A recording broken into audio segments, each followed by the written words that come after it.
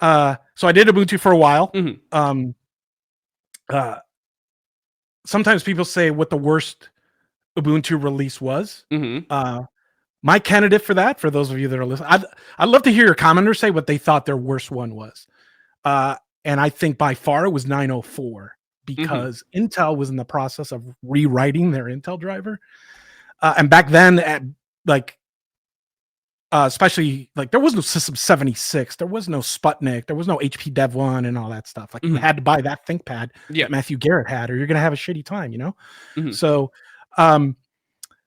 Intel was in the middle of like rewriting their driver Mhm. and it became i965, I think. I don't remember. Mhm. And things were already not good because netbooks had come out earlier before, and they use these chips called the Pulsebo graphics.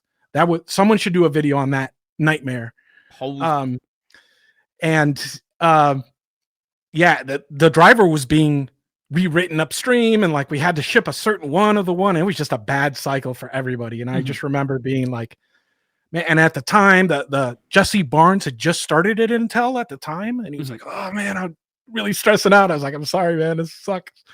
Um, but then 1004, I consider our best release because at the time, a lot of people were working really hard with a lot of Debian and Ubuntu Mhm. maintainers wear the same hat. So there's Yep. actually been a lot of collaboration there over the years, like, and to this day. Mhm. And they managed to time it so like uh they were binary compatible. Like they used the same compiler, they had the same major version of glibc, and just Mhm. for a while, that was just and that was like the last major release of GNOME 2 before the new, Yeah.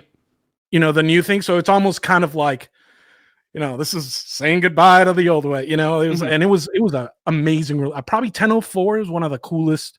Ask anybody who was involved Mhm. in both Debian and Ubuntu at that time, and it was just, I felt like when people say they miss the good old days, that Mhm. it's that's what they're talking about. That was a Okay. fun release. And after that, we did Unity, and just like I took a shotgun to the face. But now there's people that because Unity was there for so long, Yeah, there is a bunch of people that are like, Unity was great and we want Unity yeah, back, and now there's the flavor, the Unity flavor. yeah, yeah.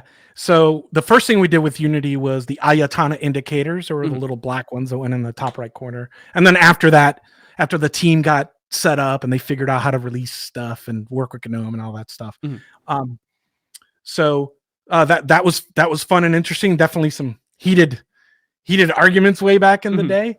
Um, I worked on the indicators for a while. If you're still suffering with those, man, I'm sorry. I didn't know this. I didn't know it was gonna last. I don't know it was gonna last that long. Like, man, someday someone's gonna figure this out. And man, if you're working on that, I'm sorry. Yeah, but that was a hard one, especially. It's interesting because back then you had to make a lot of compromises for the Windows system tray, and back then, Mhm. this is before Proton. Um, And that system tray was the only way wine apps, there's certain wine apps, they wouldn't work properly without a system tray. Like Huh. their instructions would say right click on the system tray and stuff.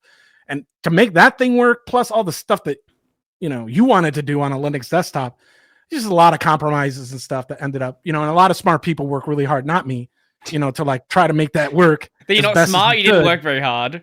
Yeah, I mean, you got to remember the stuff we didn't have back then, like distributed version control wasn't nearly as, I mean, it was around, but it's not like as ubiquitous as it is today. Mhm. CI testing, we had to figure that out by hand. Mhm. And like, in order to find bugs, you had to wait for someone to like install it in their PPA. And then like the feedback cycle was just so crap back then. Mhm. But it's the best that people had.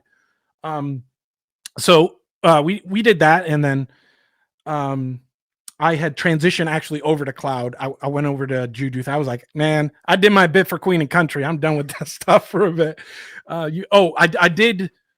There was a tool back in the day called the Compiz Settings Manager, Uh-huh. and if you used it, it would crash your desktop. Oh, And that's this good. infuriated me. So one day I sent a message to the list. I was like, this thing's got to go.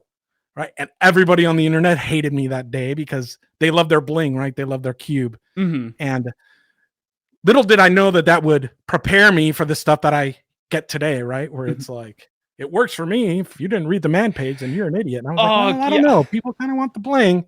Yeah, But I get these people in my comments as well. I'm not even like managing something for a community, and I still get these yeah, comments when I do like a video on some random piece of software. Like, oh, this yeah, thing didn't work. Like, go tell the developer. yeah. It's man. Yeah. So that was an interesting time. And around that time, another thing I'm also really proud of is I helped start the Nvidia PPA. And that was actually the beginning of Linux gaming. And around what year was that? Man, when the first Shadow of Mordor came out for Linux, whenever that came out, and I think that was a native. Yeah, I bought every native port. So, and every distro had the driver except Ubuntu, and I was so mad. I was like, this sucks. So I sent a mail to the list. I was like, hey man, can we like figure out drivers? This game's out and cool and stuff like that. It ends up there was a bunch of engineers just waiting for someone to say, hey man, we should set up a side thing. So they did. I asked Nvidia for money and GPUs. They didn't give us any. We had to use money from Linux users to buy GPUs. And this is an important lesson I want everyone listening here to understand, right? I got no money, no GPUs. Volunteers did all the work. I was fortunate enough to let me work on it. And then obviously the other engineers that reviewed all that work and made sure it shipped in Ubuntu and didn't explode on people's computers and stuff. So like it was like a genuine like community effort, right? And then years later, all these PPAs and all these drivers are being used to run the cloud, right? And they are all generating millions and millions and millions of dollars for value. And those volunteers that like did all the work, they don't get jack, you know, and that's crappy. Yeah, and no matter what you say about Canonical, they deserve a cut. No, I've everybody talked about, gets a cut except the distro. That sucks.